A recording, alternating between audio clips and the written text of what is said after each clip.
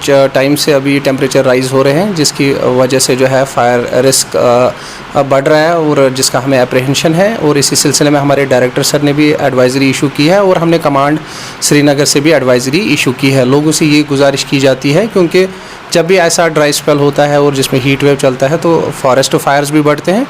और चूँकि जो हाउस होल्ड फायर्स है उनका risk through out the year रहता है, लेकिन समर्स में भी काफ़ी सारे डूज़ एंड डोंट्स हैं जो लोगों को फॉलो करने की ज़रूरत है। अगर मैं एडवाइज़री की बात करूं तो सबसे पहले तो हमें जैसे कुकिंग एरियाज़ जहां पे हम कुकिंग करते हैं वहां पे हमें कुछ चीज़ों पे ध्यान देने की ज़रूरत है। हमें वेंटिलेशन का काफ़ी ध्यान रखना चाहिए, खासकर जो पीक आवर्स होते हैं, जैसे 12 से 4 बजे का जो टाइम होता है जिसमें एम्बिएंट टेम्परेचर्स काफ़ी ज़्यादा होते हैं, उस पीरियड में भी फायर रिस्क बढ़ता है। तो कोशिश करनी चाहिए उस पीक आवर में कुकिंग ना करें। और इसके साथ साथ जैसे हम कंबस्टिबल या हाईली एक्सप्लोसिव सब्सटेंसेस घर में रखते हैं, जैसे LPG सिलेंडर्स, ऐसी चीज़ें घर के अंदर स्टोर ना करें, उनको प्रॉपरली जो है घर से बाहर रखें एट अ सेफ प्लेस।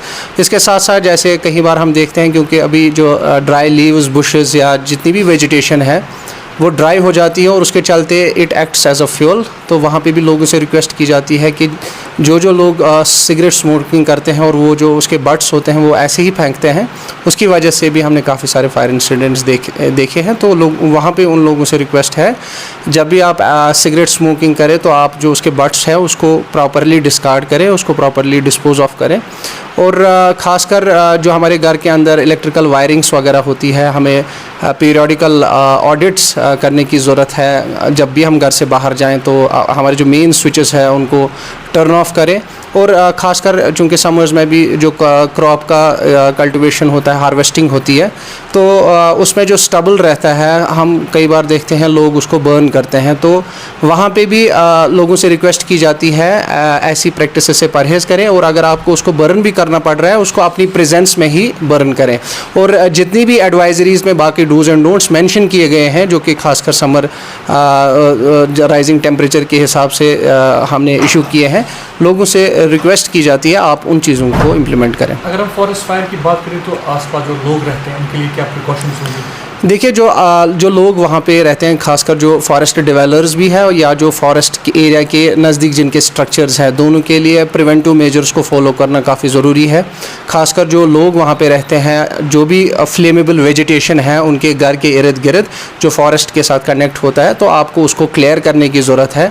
जो फॉरेस्ट डेवलपर्स हैं, खासकर जो लकड़ियाँ जला के कोयला बनाते हैं, तो उनसे भी रिक्वेस्ट की जाती है ऐसी प्रैक्टिस से परहेज़ करें।